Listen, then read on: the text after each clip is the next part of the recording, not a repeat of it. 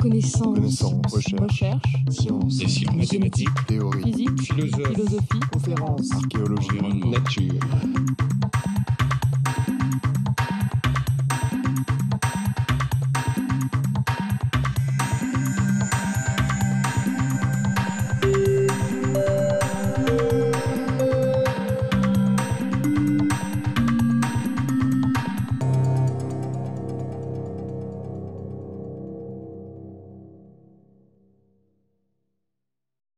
Donc, je vous souhaite aussi une bonne année et bon, je pense que je ne peux pas m'empêcher de souhaiter une bonne année aussi au LHC.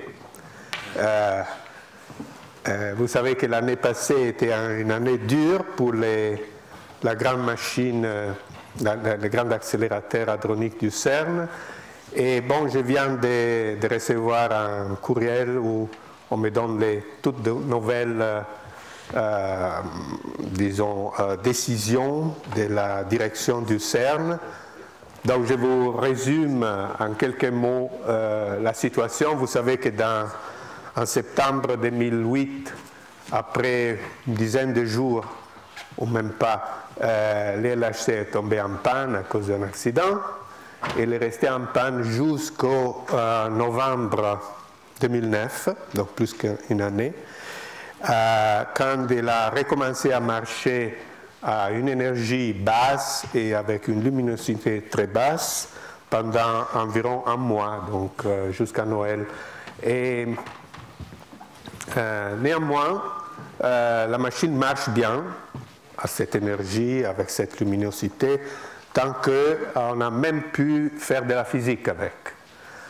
Il y a même un papier qui est sorti où on prend les données du LHC et on fait la comparaison avec des données du Fermilab, donc de l'accélérateur proton-antiproton qui est aux États-Unis, pour lequel un TeV c'est l'énergie maximale. Et donc à la même énergie, on a pu comparer les données proton-proton avec les données proton-antiproton et vérifier que certaines idées marchent, mais surtout vérifier que les détecteurs de particules marchent et que tout marche bien, donc c'est bon. Après, on a à nouveau éteint la machine et on va reprendre à faire marcher, je pense, fin février. Et donc, la décision, un peu surprenante, parce qu'avant, il disait qu'il allait faire marcher la machine seulement jusqu'à fin 2010, mais maintenant l'idée c'est de la faire marcher à une énergie de 7 TeV pendant 18 à 24 mois, comme vous voulez le lire là, et donc pour une période très longue pour essayer d'exploiter la machine le plus possible dans cette phase, après quoi il y aura une longue période d'interruption, justement pour résoudre tous les problèmes et permettre d'arriver à l'énergie maximale qui est 2 fois plus élevée. Hein, elle devrait être 14 TeV. Donc on espère bien que ça puisse marcher et on verra bien. Donc, aujourd'hui, je commencerai avec un petit résumé, disons, pour mieux encadrer les cours sur la théorie des codes. Je vais faire un tout petit résumé d'abord de ce qu'on a discuté pendant 4 années. Elles sont indiquées là, les années où j'ai donné des cours sur les modèles standards. Et donc, je vous rappelle que c'est ce qu'on a discuté, c'est la théorie actuelle des 4 interactions fondamentales, électromagnétiques, faibles, fortes et gravitationnelles. Et que cette théorie, c'est un peu notre modèle standard actuel des interactions fondamentales, consiste surtout, se base sur 2 piliers. Pour les interactions non gravitationnelles, on a ce qu'on appelle le modèle standard, et j'ajoute des particules élémentaires, donc le Standard Model of Elementary Particles. Et pour les interactions gravitationnelles, on a un modèle standard aussi qui s'appelle aussi la relativité générale. Alors, les modèles standards des particules, c'est une théorie qui fait partie d'un ensemble plus grand de théories qui s'appelle les théories quantiques des champs, et que c'est une façon de combiner les principes de la mécanique quantique et les principes de la relativité spéciale. Et en effet, elle fait partie d'une subclasse des théories quantiques des champs qui s'appelle les théories des jauges. Et comme je l'ai expliqué, ces théories des jauges apparaissent d'une façon tout à fait naturelle si on veut décrire d'une façon invariante des relativistes des particules des moments cinétiques ou de spin égal 1 et à masse nulle. Donc des particules qui ont 2 degrés physiques de polarisation. Ces modèles standards contiennent 8 plus 3 plus 1, 12 bosons de jauge, donc des bosons à masse nulle et des spins 1, qui correspondent au nombre de générateurs du groupe du modèle standard, qui est le groupe SU3 fois SU2 fois U1. Et il contient aussi 3 constantes de couplage, une pour chaque facteur dans le groupe de jauge. Ça, c'est tout à fait standard. Ces 3 couplages sont d'habitude échangés, disons, pour alpha, la constante de structure fine, l'angle de Weinberg ou des interactions faibles, et un paramètre, une échelle de masse qu'on appelle lambda QCD, qui définit la masse des hadrons, la masse caractéristique des hadrons. L'autre acteur dans cette théorie, dans ces modèles standards, sont les champs de matière. Donc il y a les champs de jauge et les champs de matière. Alors avec une exception, qui est le boson de Higgs, qui fait l'objet de recherches justement au LHC, qu'on n'a pas encore vu aux énergies actuelles, les autres champs de matière sont tous des spineurs, des fermions dits de Weyl à spin 1,5, qui appartiennent à les représentations les plus petites, mais pourtant non banales, du groupe de Lorentz. Je vous rappelle qu'il y a des représentations minimales, non banales. C'est la représentation 1,5-0 qui décrit des fermions gauchers, et la représentation 0,5 qui décrit des fermions droitiers. Et ces fermions-là, on doit les mettre dans une représentation du groupe de jauge, et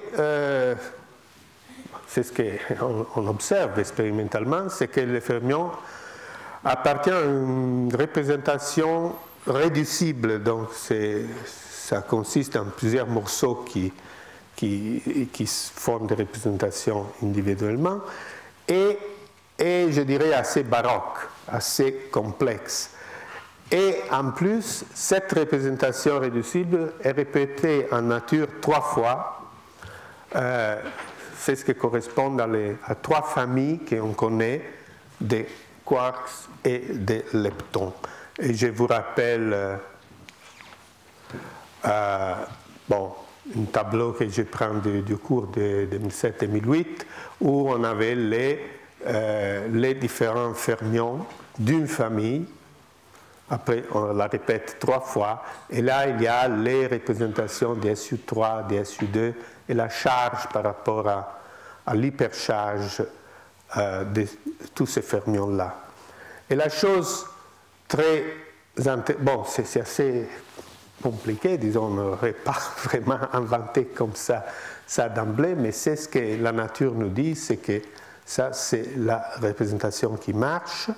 Et cette représentation a une propriété que les fermions sont chiro, on dit qu'ils sont chiro par rapport au groupe de jauge, qui veut dire, en termes physiques, qu'on ne peut pas construire des termes de masse invariants de jauge.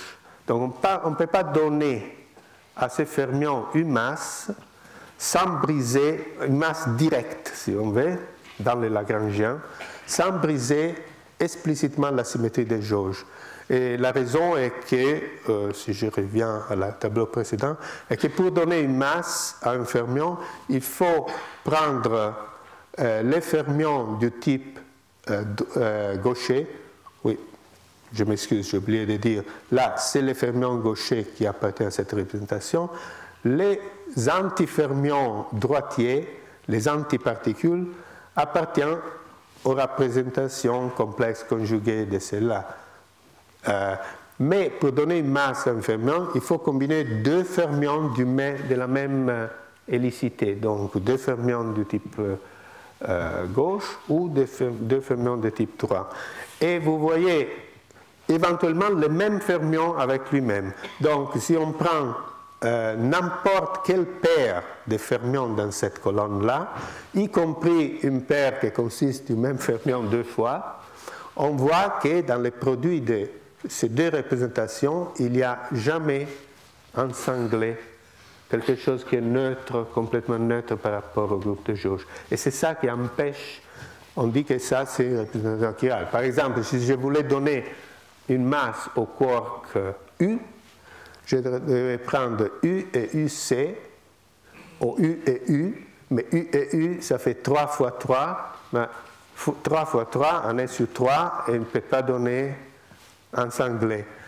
3 fois 3 étoiles, on peut donner ensanglé par rapport à la couleur, mais alors on n'est pas bien au niveau des SU2, parce que 2 fois 1, il ne nous donne jamais 1. Et ensuite, donc, vous pouvez essayer, il n'y a rien à faire.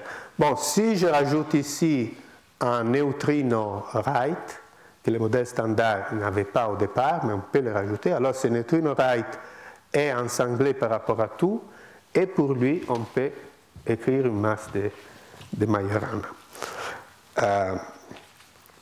Bon, je ne vais pas aller plus loin de ça, c'est juste un rappel, j'imagine que si vous n'avez pas suivi les cours précédents, ce n'est pas ici que vous allez apprendre les choses.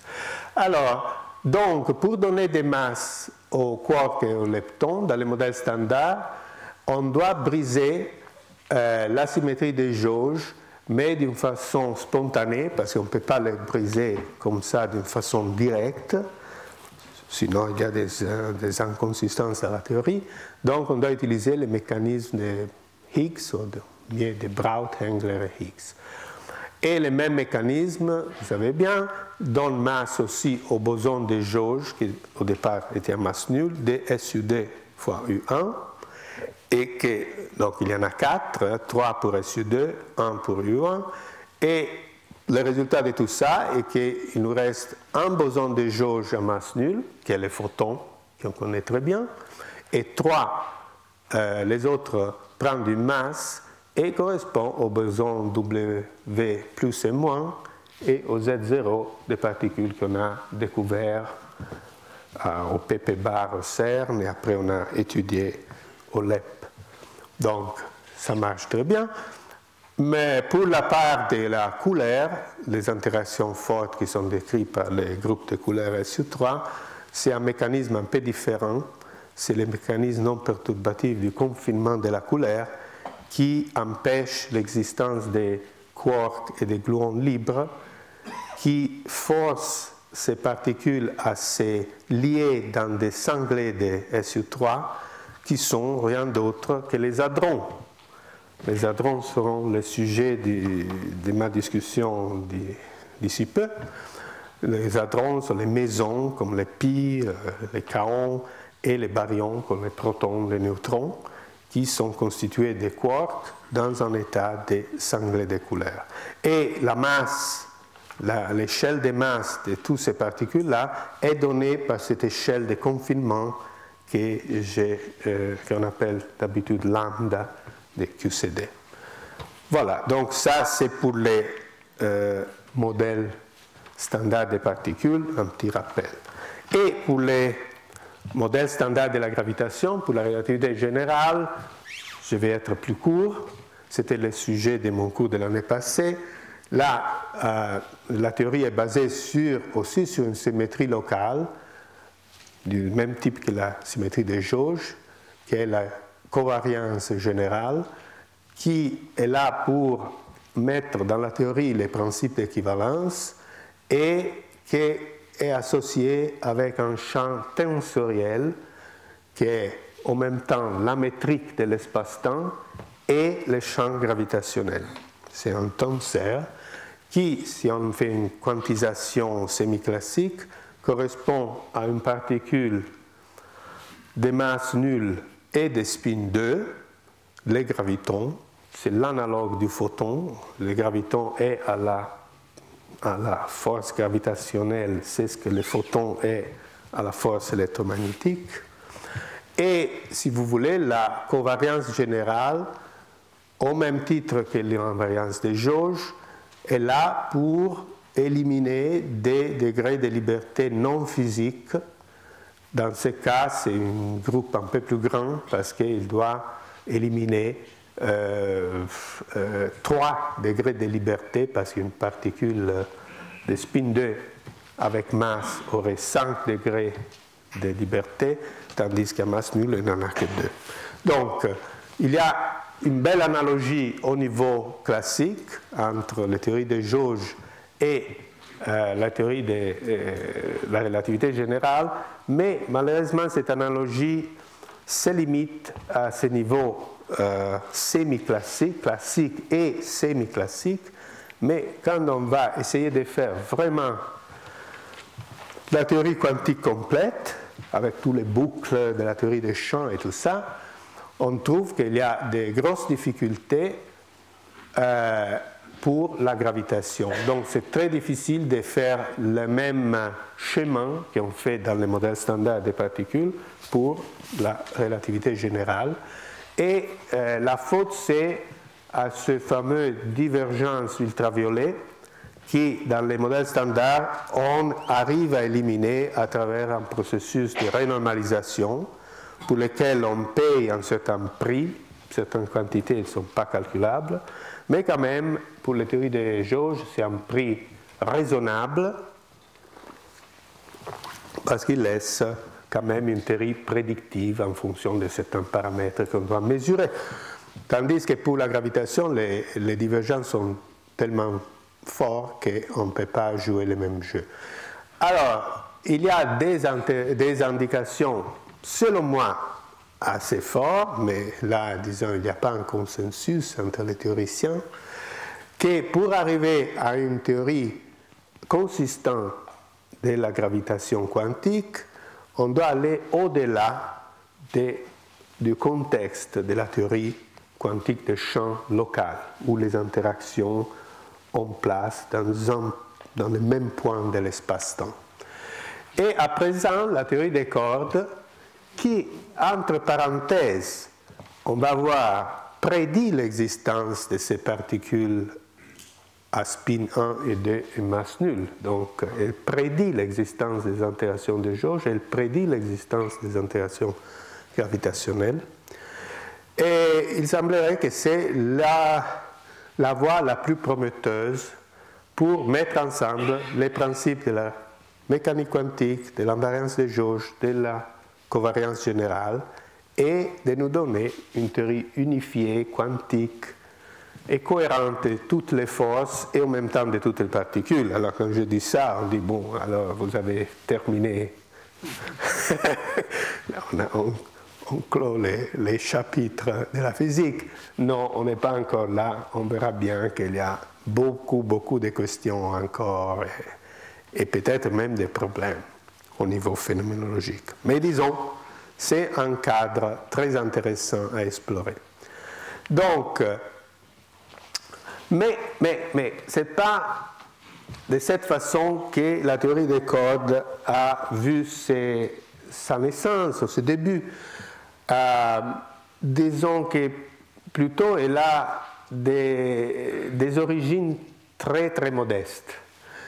Elle est venue d'un essai dans les années 60 d'écrire les interactions fortes d'une façon très, très originale, si on veut, ou très non conventionnelle.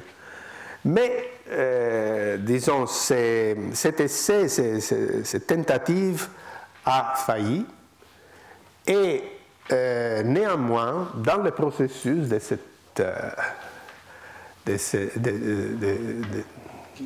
cette histoire, là, on a créé, formulé un cadre théorique qui semble très cohérente, mais aussi très rigide, donc où on ne peut pas ajuster des choses à la main, au contraire de ce qu'on peut faire quelquefois dans la théorie des champs. Et donc, c'est la raison pour laquelle on n'a pas pu la faire marcher pour les interactions fondamentales, mais tout d'un coup, on s'est rendu compte que cette structure très élégante, très jolie point de vue mathématique et très rigide, semblait être faite juste pour résoudre un autre problème, le problème de réconcilier la gravitation et la mécanique quantique. Alors, d'habitude, un cours standard sur la théorie des cordes part, si vous voulez, de la fin. Okay? Il introduit directement les cordes, et fait la quantisation des cordes, et beaucoup de mathématiques, beaucoup de calculs, et peut-être après 2 ou 3 heures de cours, ou plus, ou si on lit des textes après plusieurs chapitres du livre, on arrive à ce que c'était le départ, le point de départ historique de la théorie des cordes. Alors, aussi après un peu de consultation avec quelqu'un d'entre vous, j'ai décidé de faire la chose inverse, donc de commencer avec un peu d'histoire et de vous montrer, essayer de vous expliquer comment cette théorie des cordes est sortie. Donc, si on veut une approche du type du bas vers le haut plutôt que du haut vers le bas, en suivant un petit peu le développement historique. Donc, c'est ce qu'on va faire. Dans une première partie du cours, on verra un peu mieux dans la prochaine diapositive, on va retracer le début de la théorie à travers ce qu'on avait appelé, avant qu'elle devienne la théorie des cordes, les dual resonance models, le modèle dual à résonance, et après son interprétation comme une théorie des cordes. Et à ce moment-là, elle était une théorie, un candidat comme théorie des interactions fortes. Et après, on va discuter comment certaines propriétés de cette théorie, qui, comme je disais, sont très rigides, donc que c'est très difficile à éviter, nous ont amené à abandonner cette but d'expliquer avec cette théorie les interactions fortes, surtout au moment en même temps, la théorie quantique des champs nous avait proposé une alternative, la chromodynamique quantique, la QCD, et qui montrait être bien supérieure pour expliquer les interactions fortes. Pas seulement ça, la chromodynamique quantique expliquait a priori même comment on était tombé sur une théorie des cordes en étudiant les interactions fortes. Une chose qui semblerait être tout à fait accidentale. Okay. Et même pourquoi cette théorie des cordes, ou ce modèle dual, avait eu quand même des bons résultats, même si elle ne marchait pas à 100%. Donc, pour conclure, la théorie des cordes des années 60 et 70 était tellement rigide et tellement forte en prévision que c'était facile, presque banal, de la falsifier. Donc aujourd'hui, on parle beaucoup du fait que la théorie des cordes ne peut pas être falsifiée. Tandis que l'ancienne théorie des cordes a été falsifiée en quelques mois, on l'a mis à côté et la plus grande partie des gens se sont mis à faire autre chose. Donc, on se posera la question, peut-être vers la fin du cours, est-ce que la nouvelle théorie des cordes est aussi falsifiable ou pas? Comme il y a beaucoup de discussions sur ce point-là. Bon, après, dans la deuxième partie, qui est la plus grande partie, en effet, du cours, on va quand même étudier la formulation moderne de la théorie, sa réinterprétation comme théorie des cordes et aussi comme une théorie unifiée de toutes les interactions, y compris la gravitation. Alors, bien sûr, dans les heures qu'on a du cours, on ne pourra pas parler de toute la théorie des cordes, ça est devenu quelque chose d'absolument énorme, hein, les quantités de choses. Donc, on va se limiter aux propriétés générales de la théorie et on va laisser à côté, peut-être sauf les mentionner en passant, introduire juste les idées principales, les applications, par exemple des applications à la physique des trous noirs quantiques, à la cosmologie et plus dernièrement, et très intéressant, à résoudre avec des techniques de théorie des cordes les théories des jauges, comme la QCD. Donc c'est très bizarre comme l'histoire se mange la queue, si vous voulez, parce qu'on était parti avec une théorie des interactions fortes, après on a eu la QCD, qui est une théorie des jauges, qui a remplacé la théorie des cordes, et maintenant c'est la théorie des cordes qui essaie de résoudre la théorie des jauges. Donc, pour être un peu plus concret, je vous donne ici un petit... entre parenthèses, vous avez les copies finalement? Non, quelqu'un les a, quelqu'un ne les a pas. Ils sont arrivés en retard à cause du RER, je pense. Donc, il n'y en aura peut-être pas assez, parce que je vous avoue que vous êtes plus nombreux que je m'attendais. Merci. Alors, à cause du temps qui est un peu court, je vais essayer un peu de me rattraper ici et là. Je ne vais pas aller expliquer les détails de ces tableaux-là, mais juste pour vous dire que donc, cette partie historique va prendre ces 3 premiers cours, y compris en séminaire, et donc, mais maintenant c'est juste cette semaine et la semaine prochaine. Après, on va effectivement parler de la théorie moderne des cordes, et les 4 heures de séminaire marquées ici en rouge seront données par le professeur Paolo Di Vecchia, qui travaille à Nordita. Donc maintenant, se sont déplacés de Copenhague à Stockholm, qui parle français. Alors, maintenant on attaque. Je pense, oui, j'ai passé une demi-heure juste sur cette introduction, donc essayons d'entrer dans les vifs de la question. Donc on va un petit peu situer ces tentatives d'approcher les interactions fortes d'une façon nouvelle. Et là aussi, je ne vais pas perdre trop de temps. C'était juste un petit diagramme que j'appelle un guide Michelin pour les théories, qui montre comment notre théorie des 4 interactions sont passées d'un niveau bas en étoile à un niveau très élevé en étoile dans l'espace d'une dizaine d'années. Entre 65 et 74, on a fait des progrès énorme. Donc ça, c'était un peu c'est ce qu'on a discuté dans nos cours les années passées, comment on est arrivé au modèle standard des interactions électrofaibles, qui entre parenthèses sont unifiées dans la théorie électrofaible de Glashow-Weinberg-Salam, et à la QCD pour les interactions fortes. Et ça, c'est le modèle standard que j'ai un peu récapitulé tout à l'heure.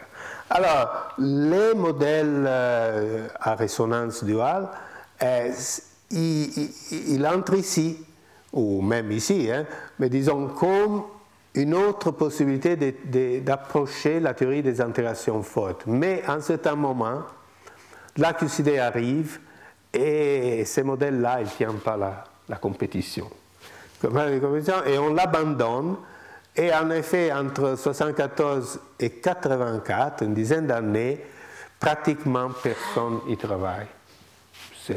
C'est vraiment une période très très calme pour la théorie des codes. On avait déjà compris que c'était une théorie des codes, c'était déjà tout à fait cohérente, mais on était intéressé aux interactions fortes, la gravitation était encore un peu loin des soucis des théoriciens des particules, donc on l'avait un peu abandonné. Et après d'un coup, en 1984, on expliquera pourquoi il y a eu ce retour de la théorie des codes pour résoudre le problème de la gravitation quantique, et on a vu tout d'un coup qu'elle pouvait aussi mettre dedans les autres interactions, et c'est là qu'il y a eu cet espoir qui est encore là peut-être, qu'il s'agisse d'une théorie du tout, Theory of Everything. Okay? On a inventé cet acronyme.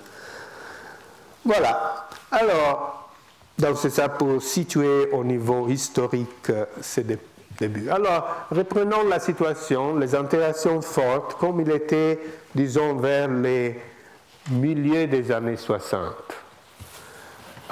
Il n'y avait pas une théorie, c'est pour ça que j'avais mis, vous voyez, pour les interactions fortes dans les années 60, une seule étoile, comme j'avais mis une seule étoile aux interactions faibles. Et il y avait des modèles qui couvraient un ou un autre aspect de la phénoménologie des hadrons, des particules avec interaction forte. Alors, vous savez quelque chose, bien sûr, qu'il n'y avait pas des forces, des interactions à grande portée, à longue portée. Donc les interactions étaient à courte portée, ça veut dire, du point de vue de la physique, qu'il n'y avait pas de particules à masse nulle dans le monde des interactions fortes. Au contraire des interactions faibles, les interactions fortes respectaient plus de symétrie. C'était une théorie moins brisée, si on veut. Par exemple, la parité était testée, était bien conservée dans les interactions fortes, la conjugation des charges, l'invariance par changement de la flèche du temps, des symétries internes comme le spin isotopique, et après il y avait SU3 à ne pas confondre avec les SU3 de jauge, qui n'a rien à voir ici, c'est les SU3 de Gell-Mann et Neyman qui, disons, met les hadrons dans des représentations des SU3, octets, découplets et tout ça. On a discuté l'origine de ces SU3 de Saveur dans la QCD dans les années précédentes. Et aussi, une caractéristique très nouvelle par rapport aux autres interactions est qu'il y avait beaucoup d'états métastables. Disons, par exemple, en QED, dans les interactions électromagnétiques, on ne connaît pas des électrons excités qui font des intégrations. Il y a l'électron, le muon, mais disons, ils ne font pas des interactions rapides. Donc, il y avait beaucoup d'états métastables qu'on appelle résonance et qui, en plus, il avait des valeurs dans des spins ou des moments cinétiques grands. On arrivait jusqu'à, je me rappelle, il y avait 13,5 en excitation du proton ou du neutron qui avait spin 11,5 ou 13,5. Et donc, et en plus, disons, le nombre d'états métastables allait croître chaque jour, hein, parce qu'on découvrait une résonance ici, une résonance là, et donc on avait un tableau de... Donc, un zoo de particules à interaction forte qui devenait de plus en plus élevé. Donc, la question, pourquoi, a posteriori, on a pris, moi et d'autres, hein, la mauvaise voie, pourquoi on n'a pas dit, bon, on se met là et on construit une théorie des champs qui nous donne ça. Bon, a priori, elle semblait être quelque chose d'absolument désespéré, parce qu'il y avait trop de degrés de liberté. Si on attribuait un champ à toutes ces multitudes de particules, on avait trop de champs. En plus, des théories des champs avec des spins élevés, on savait déjà qu'elle était très pathologique.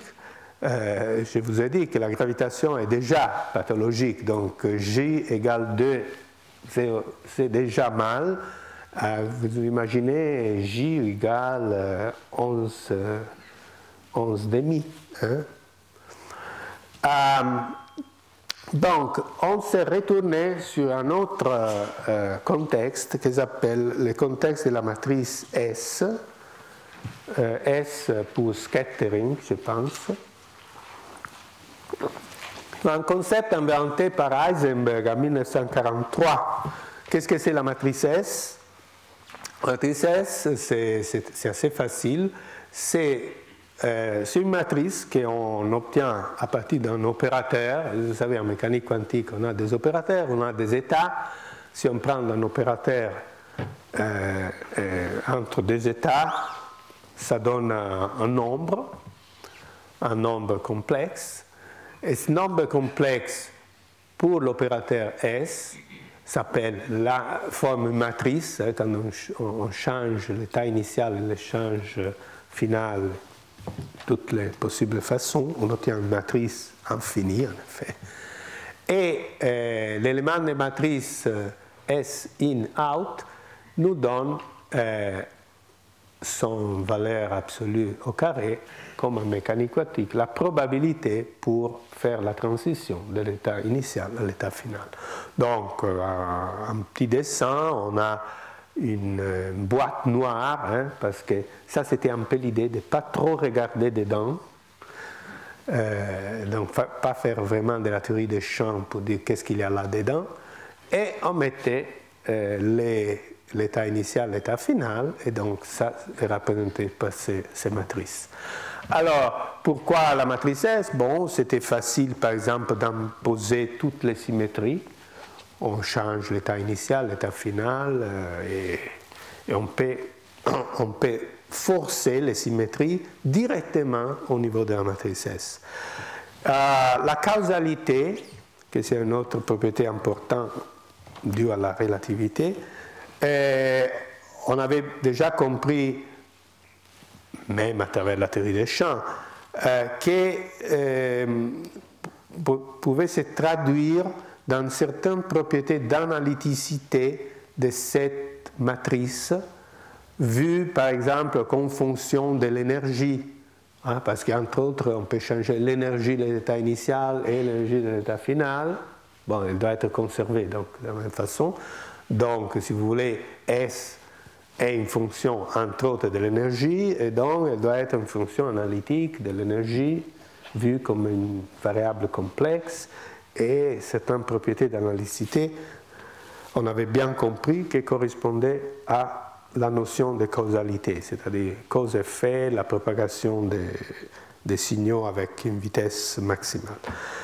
Et encore plus important, la conservation de la probabilité. On veut évidemment que si c'est vraiment une probabilité, que la somme de toutes les probabilités fasse 1, et donc ça se traduit, on peut le voir d'une façon très directe, dans l'unitarité, c'est-à-dire l'opérateur S doit être unitaire. S hermitien conjugué égale 1, égale la matrice unité. Donc, ça va bien. Et après, on voulait organiser ces zoos des particules élémentaires. Alors, il y avait des façons basées sur la théorie des groupes.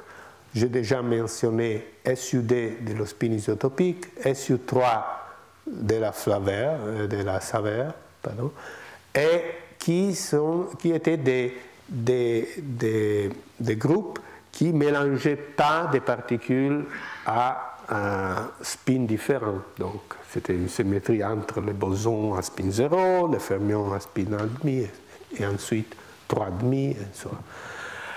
Après, il y a eu aussi des tentatives de mettre ensemble des particules de spins différents qui diffèrent d'une unité.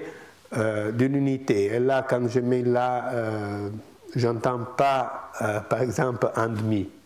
Entier est plus petit que 1, plus petit ou égal à 1. Mais disons, on avait démontré que de telles symétries ne pouvaient pas être basées sur des choses rigoureuses. Donc c'était un peu des approximations. Et après, il y avait eu un développement très intéressant dû à Tullio Regge, que c'était la théorie du moment angulaire complexe. Alors ça, c'était intéressant parce qu'il permettait de lier entre eux des particules à J différents, même très différents. Voilà, je vous ai dit qu'il y avait des particules à spin 5,5, 11,5, donc c'est très différent du proton. Donc on pouvait faire ça à travers la théorie de Regge, mais en même temps, cette même théorie avait une deuxième application qui nous donnait une description des collisions à très haute énergie. Donc ça, c'était vraiment le travail original de Regge. Et là, c'était l'observation que Chu et Mandelstam avaient fait comme application de la théorie de Regge. Alors, si le temps me le permet, disons, j'ai un quart d'heure environ, je vais vous introduire d'une façon, je pense, assez facile des éléments de cette théorie de Regge parce qu'on va l'utiliser effectivement pour arriver au modèle dual et après à la théorie des cordes. Même si cette partie de la physique est un petit peu oubliée, au moins dans la physique des cordes aujourd'hui. Donc, c'est ce que Regge regardait, ça remonte, vous voyez, un peu avant les années 60, 1959. Il regardait des collisions non relativistes, disons des collisions non relativistes par un potentiel. Donc, un problème assez différent de ce qu'on voulait étudier, mais disons, là, c'était encore avant. Hein. Et il y a une bien connue expansion de l'amplitude de collision à énergie finie et à angle de collision fini en onde partielle. Donc c'est un développement en polynôme de Legendre, là c'est le polynôme de Legendre, et les coefficients sont les amplitudes en fonction de l'énergie et du moment cinétique. Alors, l'idée de Regge fut assez osée, si on veut, parce qu'il décida de regarder ces coefficients A, J et E comme une fonction analytique du moment G devenue une variable complexe. Donc, jusque-là, on avait déjà osé considérer E comme complexe, l'énergie, mais personne n'avait osé prendre J comme complexe, aussi parce que, bon, E au moins elle est continue, donc d'un nombre réel, un nombre complexe, c'est facile, mais d'un nombre discret entier, un nombre complexe, c'était un peu plus difficile à digérer.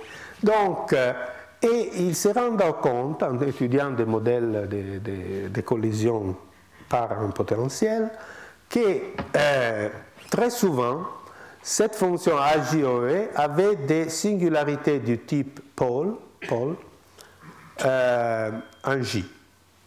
Donc, de ce type-là, où la position du pôle dépendait de l'énergie, avec un résidu, c'est ce qu'on appelle un résidu sur le pôle qui est comme ça. Bon. Et bien sûr, si on dit que cette fonction alpha of E peut aller vers un entier, à une certaine valeur EN, on obtient directement, en reprenant la somme sur J de A, J, E, pi, J, on prend les termes énièmes de la somme, et on obtient, quand on est près du E égale EN, on obtient ça, on développe alpha en fonction de E, en premier ordre, on obtient ça. Donc, rien de surprenant parce qu'il nous redonne l'effet que dans l'amplitude, il y a des singularités dues au fait qu'on a des résonances, des états liés. Un pôle dans la matrice de collision, ça veut dire qu'il y a une particule qui est formée à cette énergie E égale EN. Mais la chose intéressante est que, disons, si on dessinait cette trajectoire, ce qu'on appelle la trajectoire de Regge, alpha E, donc la position du pôle en fonction de E, on obtenait des courbes comme ça, qui partaient typiquement de moins quelque chose en entier, après il montait et après il redescendait. Et donc, cette trajectoire de Regge a croisé des entiers plusieurs fois, pas un nombre énorme, peut-être 3 fois, 0, 1, 2, après elle tournait sur elle-même et redescendait. Donc, vous voyez qu'à travers cette notion, on peut lier 3 particules qui contribue donc à l'amplitude de collision et qui correspond à une particule de moment cinétique 0, 1 et 2. Donc, cette trajectoire de Regge, c'était une façon de connecter des particules de spin différents. C'est ce qui, après, nous a amené les physiciens à penser au fait qu'il y avait comme une démocratie nucléaire, c'est-à-dire que toutes ces particules, toutes ces résonances-là, n'étaient rien d'autre que des choses liées entre eux par ces trajectoires, donc par cette extension en moment cinétique. Alors, ça c'était l'observation, si vous voulez, de Regge, mais après il y a eu un développement très intéressant de Chu et Mandelstam, qui ont fait une observation suivante. Alors maintenant, on revient à nos problèmes, c'est-à-dire la collision entre particules et pas la collision non relativistique d'un potentiel. Alors, considérons par exemple, et aussi pour se familiariser un petit peu, une collision entre 2 particules qui donnent 2 autres particules. Là, c'est l'impulsion, la quadre-impulsion P1, P2 de 2 particules initiales, et P3 et P4. On définit, et ça, c'est bien de les mémoriser parce qu'elles reviennent souvent, des variables dites de Mandelstam. Là, je n'ai pas noté que ça s'appelle variable de Mandelstam. S. Donc, j'utilise la métrique de Lorentz -1 plus. Donc, c'est pour ça que je dessine moins par rapport à d'autres formules ou d'autres auteurs. Dans la théorie des codes, c'est plus pratique d'utiliser cette métrique-là. Donc, et comme P1 plus P2 égale P3 par P4, je peux l'écrire de cette façon, Donc, S, T et U correspondent à l'énergie au carré dans le centre de masse de la collision, tandis que T et U, c'est des moments de transfert d'impulsion. Vous voyez P1 moins P3. Si par exemple le processus est complètement élastique, il n'y a pas de déflexion, P1 égale P3, P2 égale P4, T va à 0. Et U, c'est la même chose, mais entre P1 et P4. Okay? Alors, ça sont les trois variables de Mandelstam qui ne sont quand même pas indépendantes entre eux, parce que S plus T plus U, on peut démontrer en utilisant la conservation de P, et rien d'autre que la somme des masses des particules externes. Donc, M12, M22, donc est fixé parce que nous, on considère, dans la matrice S, c'est ça la différence entre la théorie des champs, les particules sont toujours sur leur couche de masse, hein, Mach-C. Alors, faisons la chose suivante, c'est ce que tu et Mandelstam fait. Faisons les développements en ondes partielles, mais pas dans les canaux S, où il y a l'énergie par rapport à l'angle des collisions, mais on fait une chose un peu bizarre, a priori. On le fait comme si le processus avait lieu dans les canaux T. Donc, on écrit, on peut le faire d'une façon générale, comme AJ de T, PG de l'angle des collisions, comme si on regardait le processus avoir lieu dans le canal T. Alors, évidemment, il n'y a pas un angle cosine θ t réel. Par exemple, si on regarde l'expression de l'angle de collision dans le processus dans le canal T, on obtient 1 plus dz plus t, qui typiquement est plus grand que 1. Donc, ce n'est pas un angle réel. Mais on peut quand même, avec une continuation analytique, le considérer.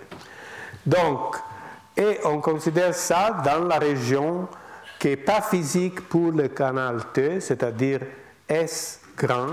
Donc, on est intéressé à ce processus à grandes énergies et à T fixe, mais on fait l'expansion en ondes partielles dans les mauvais canaux. OK? J'espère que c'est clair. Donc, on est intéressé par S grand et positif, et T plus petit que 0, que ça correspond vraiment à ce processus qui est dessiné dans la figure. Et pourtant, je fais une expansion comme si je considérais une collision P1 et P3, au moins P3, qui va à moins P2 et P4. Alors, qu'est-ce qu'il se passe? On utilise des petits trucs mathématiques. Et je pense que Marcel Froissart, le professeur ici, est responsable pour une partie de ces choses-là, et aussi le physicien Gribov, le russe. Et on écrit cette somme, et voilà à nouveau l'idée de Regge. On décide de promouvoir J à devenir une variable complexe. On considère les plans complexes de J, et au lieu d'écrire une somme, on écrit un intégral de contours de ce type-là. Vous voyez, j'ai mis AJT, PJ, cosine θ, mais au lieu de mettre la somme, je mets un intégral avec un facteur 1 sur sinus PJ et aussi une petite phase là. Pourquoi? Parce que 1 sur sinus PJ a des singularités quand J est un entier. Et le résidu, si je rajoute ces termes-là, est toujours le même, plus 1.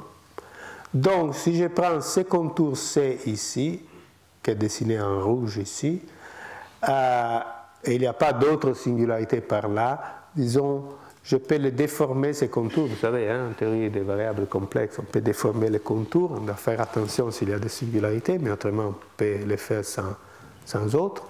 Et on remplace ces contours C, si vous voulez, par des petits cercles autour de chaque entier. Et chaque terme reproduit chaque terme dans l'autre côté de l'équation. Donc, c'est une identité, si vous voulez, dans un variable complexe. Et après, le truc, c'est de déformer ultérieurement ce contour C. Et au lieu d'intégrer sur C, on intègre sur C'. Alors, il faut certaines conditions à l'infini pour qu'on puisse le faire. Ok? Et disons, c'est là qu'il y a tout le travail. Autrement, c'est banal. Mais je vous donne que la partie banale. Donc, là, on intègre, au lieu que sur C, sur C'. Et à ce moment-là, imaginons que, comme Regge nous l'a montré, AJ de T a une singularité en J du type en pôle 1 sur J moins alpha maintenant de T. J'ai dessiné ici le pôle, la position du pôle. Supposons qu'elle est là. Alors, je peux encore déplacer ces contours, blablabla, mais si je vais les déplacer au-delà de ces pôles-là, je dois rajouter les petits cercles autour de cette pôle, n'est-ce pas?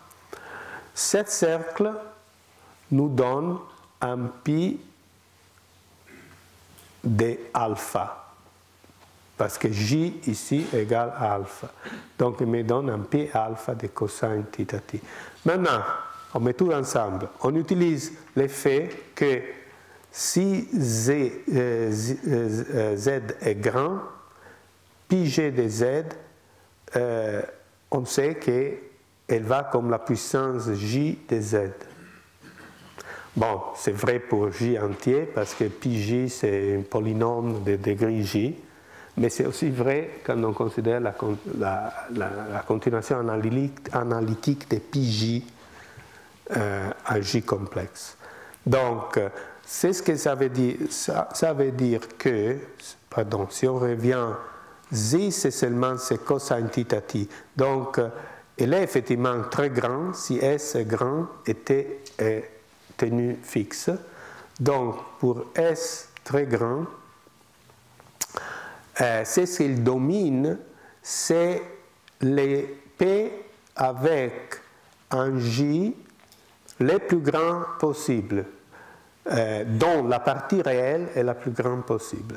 Donc, en bougeant les contours de cette façon-là, on rend la contribution du contour toujours plus petit, et donc on obtient la contribution maximale à partir du pôle qui est le plus à droite dans ce plan complexe.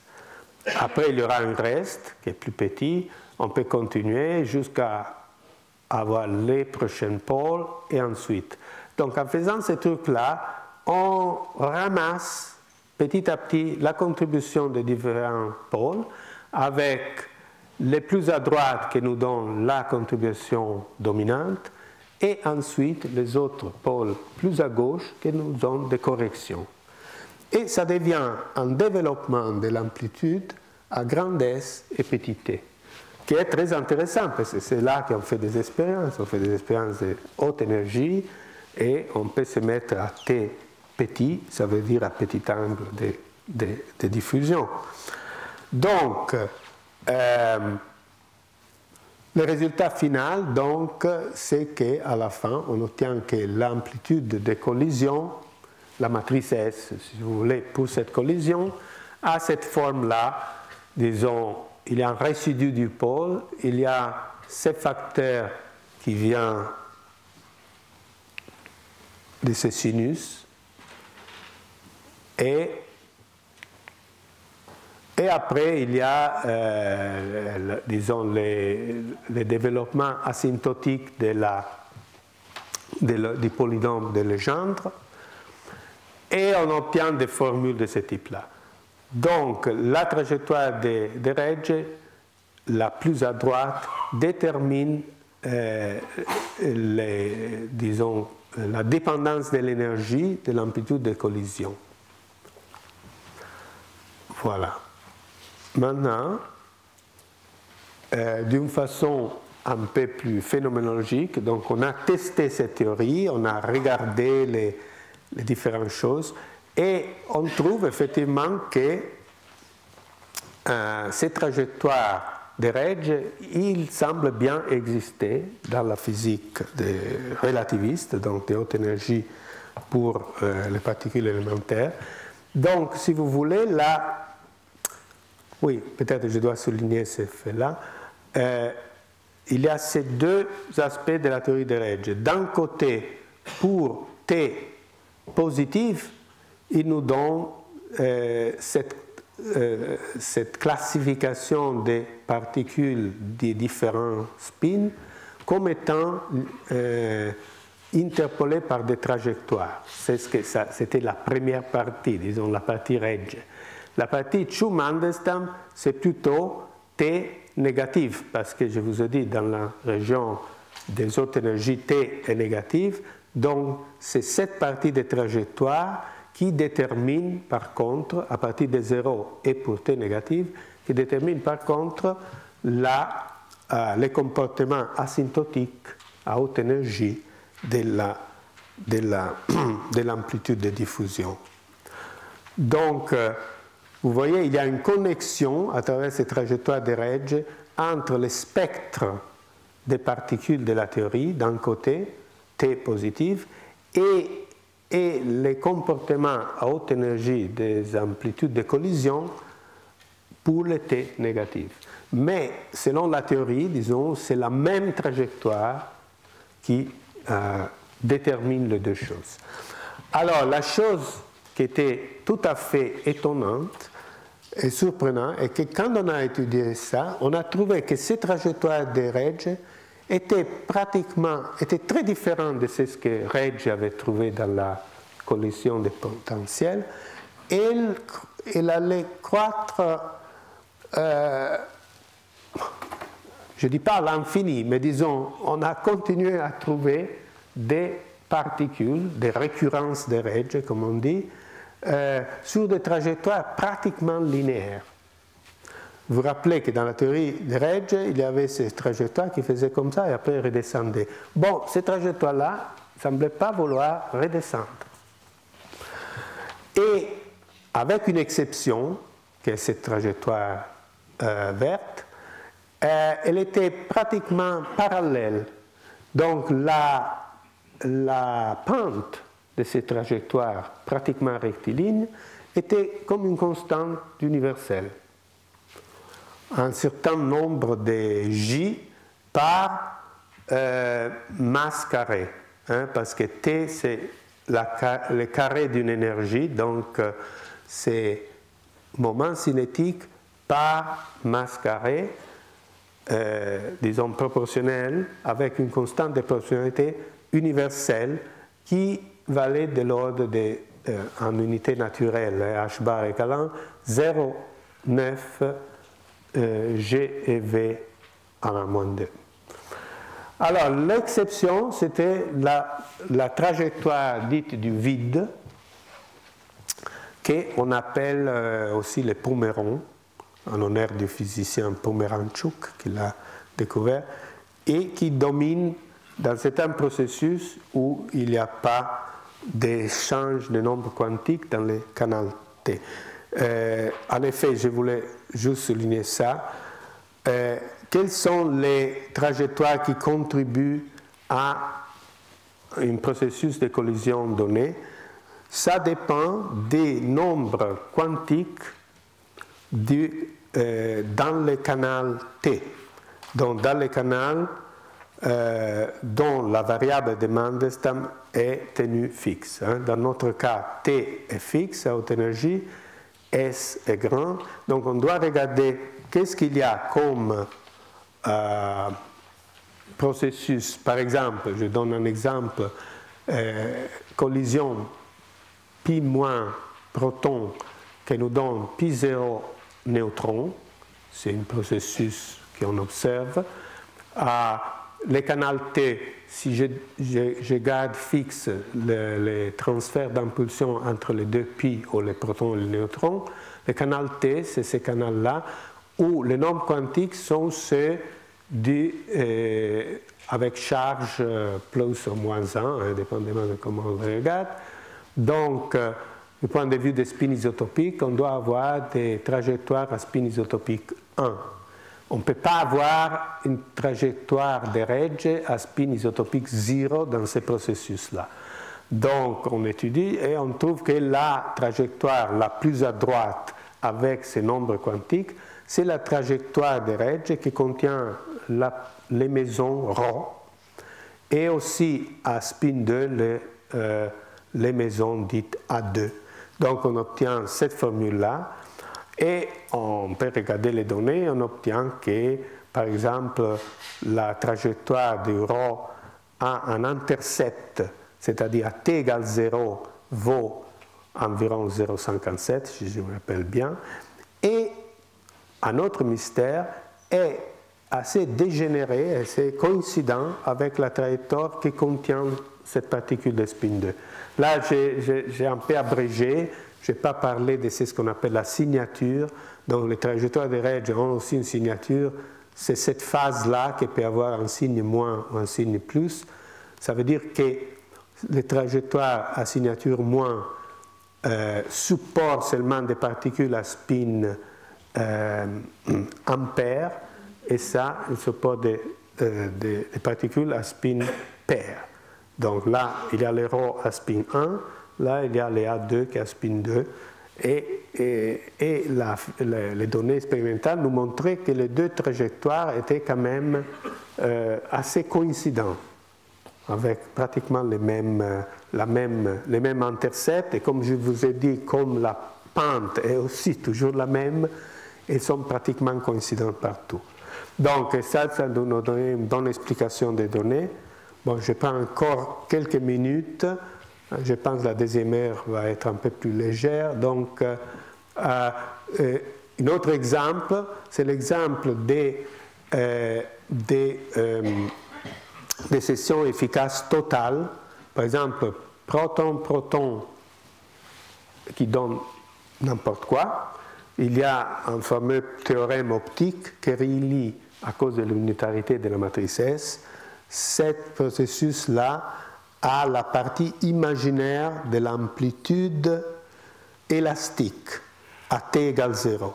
Mais comme maintenant l'amplitude est élastique, donc c'est un proton qui va en un proton, on peut échanger dans le canal T aussi le nombre quantique du vide, parce que proton, antiproton peut communiquer avec le vide. Et c'est là, dans ce type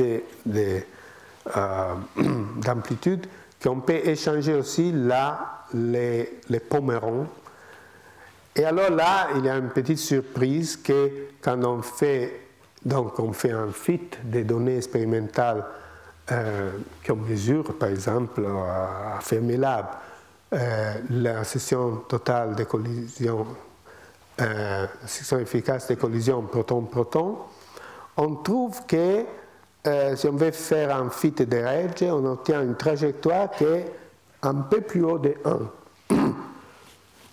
Avant, j'avais 0,57. Mais si l'amplitude croît plus que S, rappelez-vous, alpha, c'est l'exposante de S. Donc, ça veut dire que l'amplitude croît plus rapidement que S. La session totale est 1 sur S fois ça. Ça veut dire que la session